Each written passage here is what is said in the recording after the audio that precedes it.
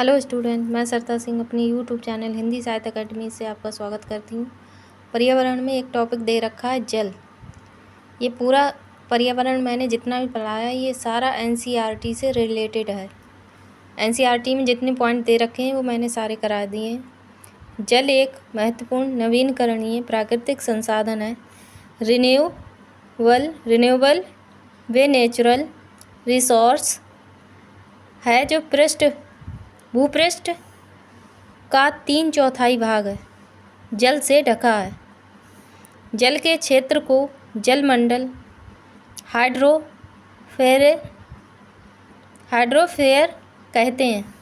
यह जल के विभिन्न स्रोतों जैसे नदी, झील, समुद्र, महासागर आदि जैसे विभिन्न जलाशयों से मिलकर बनता है। यह सभी प्राणियों के लिए आवश्यक है। महासागरों का ओशियंस का जल लवणीय है, सेलाइन है और मानवीय उपभोग के लिए उपयुक्त नहीं है। अलवर्ण जल फ्रेश वाटर केवल % ही है। इसका लगभग 70% भागों बर्फ की चादरों और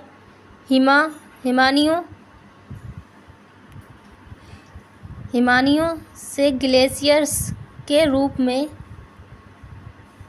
अंटार्कटिका, ग्रीनलैंड और पर्वतीय प्रदेशों में पाया जाता है। जल में ऑक्सीजन की कमी के कारण मछलियाँ मर जाती हैं। पानी को साफ करने का सबसे अच्छा तरीका पानी को उबालना है। गंदा पानी पीने से दस्त और हैजा हो सकता है। दस्त का उल्टी में शरीर का बहुत सारा पानी बाहर निकल जाता है। जल का सर्वाधिक घनत्व 4 डिग्री सेल्सियस पर होता है। जल एक सार्वभौमिक विलायक है। पदार्थ की तीनों अवस्थाओं में है। इसमें विभिन्न पदार्थों को घोलने की क्षमता है। एक एनसीईआरटी से सीटेट में पूछा जाता है, कुआं या बावड़ी। सीढ़ीदार कुएं या बावड़ी जल भंडारण तथा संरक्षण की पारंपरिक व्यवस्था के साथ जल स्रोत के रूप में भी उपयोग होते हैं। कुएं के सूखने के प्रमुख कारण पानी को मोटर से निकाला जा रहा है, जिससे ज़मीन का पानी कम होता जा रहा है। झील कम हो रही हैं, जहां वर्षा का पानी इकट्ठा होता था। पेड़ और पार्क के चारों ओर की मिट्टी को सीमेंट से ढका जा रहा है, जिससे वर्षा का पानी ज़मीन तक नहीं पहुंच पाता। घड़सीसर यानी कि तालाब, इसे जैसलमेर के राजा घड़सी ने लोगों के साथ मिलकर बनवाया था। इसके दोनों तरफ पक्के घाट, सजे हुए बरामदे, कमरे, बड़े हॉल आदि थे। मीलों तक फैले इस घड़सीसर में बारिश का पानी इकट्ठा होता था। तालाब इस तरह बनाया गया था कि जब वह पानी से भर जाता तब बाकी पानी बहकर नीचे बने हुए तालाबों में चला जाता। जब वह भी पूरा भर जाता तो पानी तीसरे तालाब में चला जाता। इस तरह 9 तालाब एक दूसरे से आपस में जुड़े थे। पूरे साल पानी को कोई परेशानी नहीं होती थी, पर आज घड़सीसर जैसे उजड़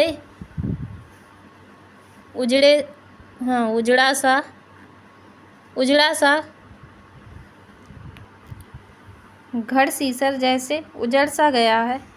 9 तालाबों के रास्ते में मकान और कॉलोनी बन गए हैं। यह इकट्ठा होने वाला पानी अब तालाबों की तरफ न जाकर बेकार बह जाता है। मृत सागर। वैसे तो सभी सागरों के पानी में नमक होता है, लेकिन मृत सागर दुनिया का सबसे नमकीन सागर है। इतना नमकीन कि लगभग 1 लीटर पानी में 300 ग्राम नमक होता है। मृत सागर में हम ऐसे तैर सकते हैं जैसे आराम से लेटे हों। ऊर्जा से 1-2 क्वेश्चन पूछे जाते हैं। ऊर्जा का सबसे प्रमुख स्रोत सूर्य है। पौधे सूर्य की ऊर्जा को प्रकाश संश्लेषण के लिए इस्तेमाल करते हैं और इसलिए इन्हें उत्पादक कहा जाता है।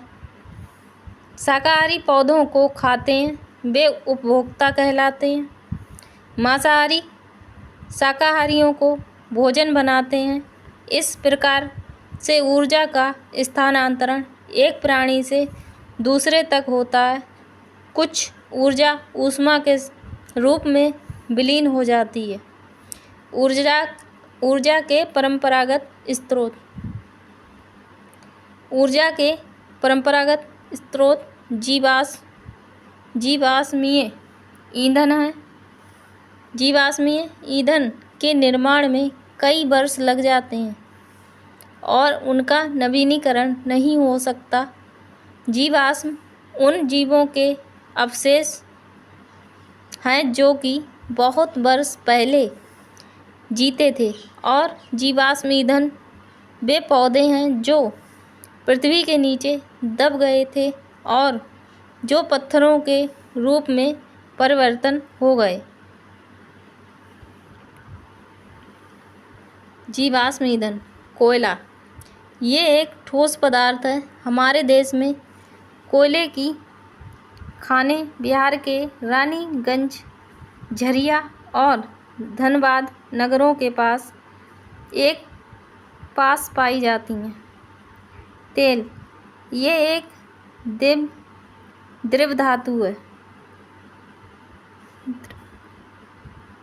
भारत में तेल पश्चिमी तट पर तथा राजस्थान, गुजरात व आसाम की डिगबोई तेल क्षेत्रों में पाया जाता है। प्राकृतिक गैस। ये विभिन्न गैसों का मिश्रण है। खाना पकाने के प्रयोग में आने वाली गैस को LPG या द्रव पेट्रोलियम गैस कहते हैं और वह सिलेंडरों में भरकर लाई जाती है। स्पिरिट। प्राकृतिक गैस CNG जैसे बसों, स्कूटरों, ऑटो रिक्शों और टैक्सियों, सार्वजनिक यातायात के वाहनों में प्रयोग किया जाता है। ऊर्जा के गैर परंपरागत स्रोत। ये नवीनीकृत संसाधन हैं और यह कमी समाप्त नहीं होने वाली। सौर ऊर्जा या सूर्य से प्राप्त होने वाली ऊर्जा सबसे अधिक महत्वपूर्ण है। यह प्रकृति में व्यापक रूप से पाई जाती है। यह प्रदूषण रहित होती है। वायु ऊर्जा। Wind energy. वायु ऊर्जा का पारंपरिक रूप से घरेलू कार्यों के लिए और खेतों की सिंचाई के लिए पानी उठाने के लिए काम हुआ है। वायु की गतिज ऊर्जा विद्युत ऊर्जा में परिवर्तित होकर प्रयोग में लाई जाती है। जल विद्युत ऊर्जा हाइड्रो इलेक्ट्रिसिटी गिरते हुए या बहते हुए जल की गतिज ऊर्जा से जो विद्युत उत्पन्न की जाती है उसे जल विद्युत कहते हैं। ज्वारीय ऊर्जा टाइड एनर्जी। ज्वारीय शक्ति या ज्वारीय ऊर्जा जल विद्युत का एक रूप है। ज्वारीय ऊर्जा समुद्र की या सागर की लहरों की ऊर्जा, समुद्र में आने वाले ज्वार भाटा की ऊर्जा को उपयुक्त टरबाइन लगाकर विद्युत शक्ति में बदल दिया जाता है। भूतापीय ऊर्जा जियोटर्मल एनर्जी वह ऊर्जा है जिसे पृथ्वी में संग्रहित ताप से निकाला जाता है। बायोमास से प्राप्त ऊर्जा बायोमास वह पादप सामग्री है जिसका प्रकाश संश्लेषण के परिणाम स्वरूप निर्माण हुआ है। बायोमास ऊर्जा के स्रोत इन्हें सीधे जलाकर इस्तेमाल किया जा सकता है या इनको विभिन्न प्रकार के जैव ईंधनों में परिवर्तित करने के बाद इस्तेमाल किया जा सकता है। उदाहरण गन्ने की खोई, धान की भूसी, अनुपयोगी लकड़ी आदि। पेट्रोलियम प्राकृतिक रूप से बनता है पर इसके बनने की गति बहुत ही धीमी होती है। इसके बनने में लाखों करोड़ों साल लग जाते हैं।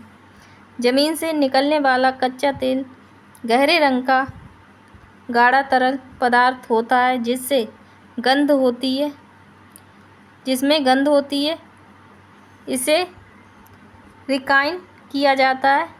रिफाइन होने के बाद इससे मिट्टी का तेल, डीजल, पेट्रोल और वायुयान में होने वाला आंचल LPG, मांग कोल tar ग्रीस बनता है। स्टूडेंट्स, अगर वीडियो पसंद आ रही हो तो लाइक करें और सब्सक्राइब करें। पर्यावरण यानी कि EVS में जितने भी NCERT से पॉइंट या टॉपिक दे रखे हैं मैंने वो एक एक टॉपिक उठा के पढ़ाया है। अगर आप लोगों ने सही से पढ़ा तो 130+ कहीं नहीं गए। वीडियो पसंद आए लाइक करें, सब्सक्राइब करें। Thank you.